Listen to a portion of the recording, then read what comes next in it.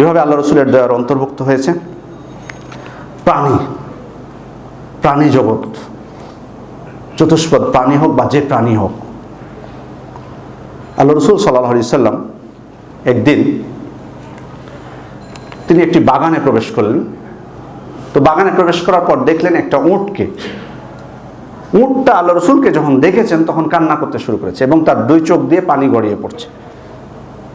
আল্লাহ রসুল সাল্লাল্লাহু আলাইহি সাল্লাম উটটির কাছে গেলেন, তারপর তার মাথায় হাত দিলেন। তারপর তিনি জিজ্ঞেস করছেন, মান রব্ব হাযাল জামাল, এই উটের মালিক কে? লিমান হাযাল জামাল, এই উটটি কার? দুইবার তিনি বলছেন, খোঁজ করছেন। তো আনসারদের এক যুবক এসে বলছেন, লি ইয়া রাসূলুল্লাহ, আল্লাহ রসুল এই উটটা আমার। তখন আল্লাহ রসুল তাকে বলছেন, ইত্তাকুল্লাহ ফি হাযিহিল বাহিমাতি আল্লাতী মাল্লাকাকাল্লাহু ইয়াহা, এই নিরীহ উট যাকে আল্লাহ তাআলা তোমাকে, যার আল্লাহ তাআলা মালিক করেছেন, তার ব্যাপারে আল্লাহ তাআলাকে ভয় করো। কেন?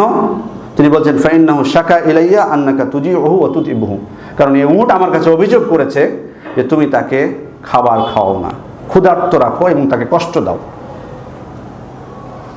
তাহলে দেখুন প্রাণীর প্রতি আল্লাহ রসুল সাল্লাল্লাহু আলাইহি ওয়াসাল্লামের কত দয়া ছিল। তিনি একদিন আরেকটি উটের পাশ দিয়ে যাচ্ছিলেন, তো তার উটের ক্ষুধার তাড়নায় বা খাবারের অভাবে উটের পেট এবং পিঠ সমান হয়ে গেছে।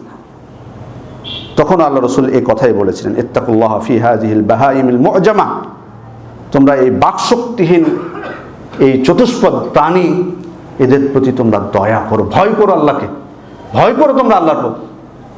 ফারকাবুহা সালিহাতান ওয়া কুলুহা সালিহাতান, তোমরা এই উটের উপর আরোহণ করতে পারো, এই প্রাণীগুলোর উপর আরোহণ করতে পারো, এই প্রাণী থেকে গোশত খেতে পারো, তবে সুস্থ সবল থাকা অবস্থায়। এগুলোর উপর আরোহণ করতে পারো, এগুলোকে জবাই করতে পারো, তবে সুস্থ সবল থাকা অবস্থায়। এভাবে না খেয়ে রাখবা। তোমাদের না হয় খাওয়ার অধিকার দেওয়া হয়েছে, তোমাদেরকে না হয় এর উপর আরোহণ করার অধিকার দেওয়া হয়েছে, কিন্তু তাই বলে তাদেরকে যে না খেয়ে রাখবা, কষ্ট দিবা, এটা না, এটা যেন কখনো না হয়।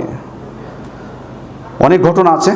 আল্লাহ রসুল একদিন একটা গাধাকে দেখলেন যে তার মুখে দাগ দেওয়া হয়েছে। এই দাগ হয়তো সেটা আগুনের মাধ্যমে হোক বা যে কোনো মাধ্যমে হোক, তার মানে এই প্রাণীর জন্য যেটা কষ্টকর। আল্লাহ রসুল তখন বলেছিলেন, লাআনাল্লাহু আল্লাযী ওয়াসামাহু, যে ব্যক্তি এই গাধার মুখে দাগ দিয়েছে আল্লাহ তার উপর লানত বর্ষণ করবে।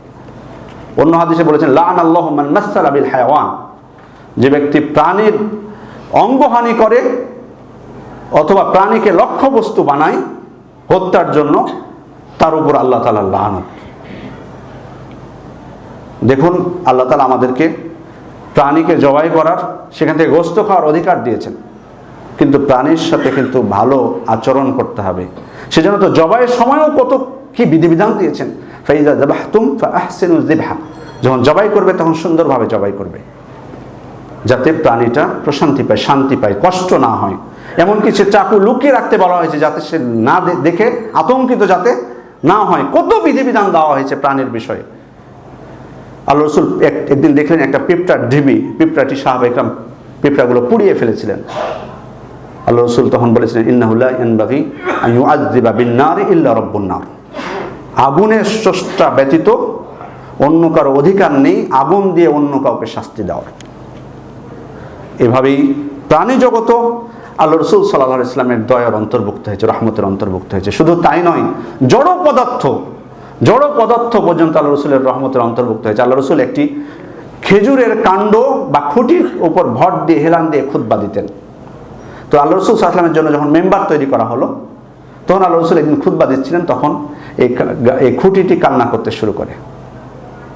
সাহাবায়ে কেরাম বলছেন যে সামি'না সাওতাস সাবি, আমরা মনে হচ্ছে বাচ্চা কাঁদতেছে এরকম একটা শব্দ পাচ্ছিলাম। আল্লাহ রসুল নামলেন মেম্বার থেকে, তারপর সেটিকে জড়িয়ে ধরলেন। তো সাহাবায়ে কেরাম বলছেন যে তখন আমরা শব্দ পাচ্ছিলাম, একটা বাচ্চাকে কান্না চুপানোর সময় বাচ্চার যে শব্দটা হয় সেরকম শব্দ আমরা পাচ্ছিলাম।